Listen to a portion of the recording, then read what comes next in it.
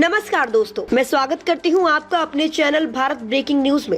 रायपुर रानी की महापंचायत मोलीकांड के खिलाफ बहुजन समाज की हुंकार 29 अप्रैल 2025। ये कोई मामूली विरोध नहीं, ये आवाज है उस समाज की जिसे सदियों से दबाया गया, लेकिन अब नहीं। 29 अप्रैल 2025 रायपुर रानी पंचकुला इतिहास गवाह रहेगा इस दिन की। पंचकुला के गाँव मोली में एक दलित दूल्हे और उसकी बहन बेटियों के साथ हुआ अपमान समाज की आत्मा को झकझोर देने वाला था, पर अपमान को सहने की बजाय बहुजन समाज ने चुनी संघर्ष की राह। दलित सम्मान की इस लड़ाई को नई दिशा देने के लिए हो रही रायपुर रानी महापंचायत समाज के सभी सम्मानित साथियों से अपील की गई, आओ एकजुट होकर इंसाफ की आवाज बुलंद करें। सुबह 9:30 बजे पंचकुला के डॉक्टर अंबेडकर चौक से कारवां निकला और बढ़ा रायपुर रानी की ओर, जहां एकजुटता का सैलाब उमड़ा। लेकिन इस शांतिपूर्ण आंदोलन से डर गया सिस्टम। बहुजन समाज के दर्जनों लोगों को डिटेन किया गया, इसमें महिलाएं भी शामिल थी। मौर्य संग्रह समिति के सदस्यों को भी नजरबंद किया गया। गुरु रविदास मंदिर रायपुर रानी के बाहर भारी पुलिस बल तैनात किया गया। सवाल ये है कि क्या लोकतंत्र में शांति से विरोध जताना भी अब अपराध है? पुलिस की तैनाती, महिलाओं की गिरफ्तारी, बावजूद इसके बहुजन समाज डटा रहा। मंदिर के बाहर हजारों की संख्या में समाज के लोग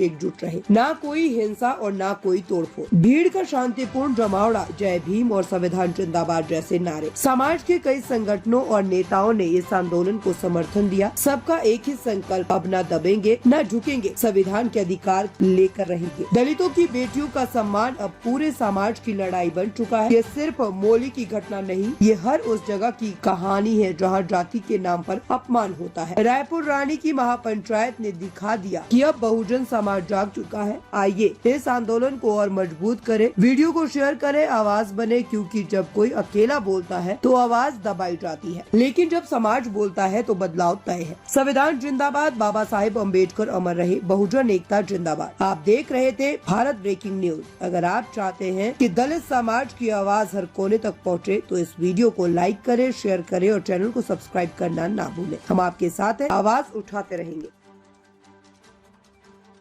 कि सरकारें बदलती रहेंगी, पुलिस प्रशासन का कोई भी व्यक्ति हमारे लोगों से बदतमीजी ना करे। अगर कोई पुलिस प्रशासन का व्यक्ति बात करता है तो तमीज से बात करें, क्योंकि बदतमीज तो हम आपसे ज्यादा हैं।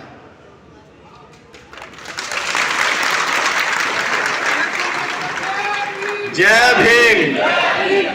देखियो साथियों, हम उस देश में रहते हैं जहां पर बाबा साहब के जन्म लेने से पहले हमारे जो रिटायरी हैं, जो बाबा साहब ने कहा था पे बैक टू सोसाइटी, कितने लोग पे बैक टू सोसाइटी करते हैं ये मुझे भी पता है, आप लोगों को भी पता है। 10% भी लोग नहीं आते। ये हम लोगों का गैर जिम्मेदाराना व्यवहार है, जिसका नाम हम लोग पिटते हैं, छिपते हैं। वरना आज तक हम इन लोगों के बराबर हो गए होते। बाबा साहब का आरक्षण देने के बाद भी यदि हमारी दशा में सुधार नहीं हुआ तो आगे आने वालों का इससे भी बुरा है। आप सब लोग जानते हैं कि 6 तारीख को क्या हुआ था। क्या ये बात सही है कि किसी दलित को घोड़े चढ़ने पर मार दिया जाता है, मूछें रखने पर मार दिया जाता है, बुलेट चलाने पर मार दिया जाता है, और इससे बुरा क्या होगा? बाबा साहब ने एक आर्टिकल पर इतना जोर दिया, हमारे एक अधिकार को इतने अच्छे से सजाया और संवारा है। हमारे जो रिटायरी हैं, जो बाबा साहब ने कहा था पे बैक टू सोसाइटी, कितने लोग पे बैक टू सोसाइटी करते हैं ये मुझे भी पता है, आप लोगों को भी पता है। 10% भी लोग नहीं आते।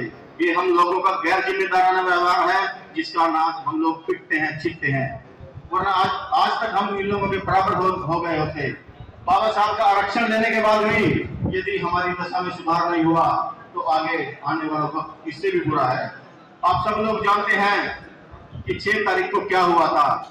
क्या ये बात सही है कि किसी दलित को घोड़े चढ़ने पर मार दिया जाता है, मूछें रखने पर मार दिया जाता है, बुलेट चलाने पर मार दिया जाता है, और इससे बुरा क्या होगा? बाबा साहब ने एक आर्टिकल पर इतना जोर दिया, हमारे एक अधिकार को इतने अच्छे से सजाया और संवारा है। आपको कैसी लगी हमारी ये न्यूज? हमें कमेंट करके जरूर बताएं। लाइक करें, सब्सक्राइब करें और अपने दोस्तों के साथ शेयर करें।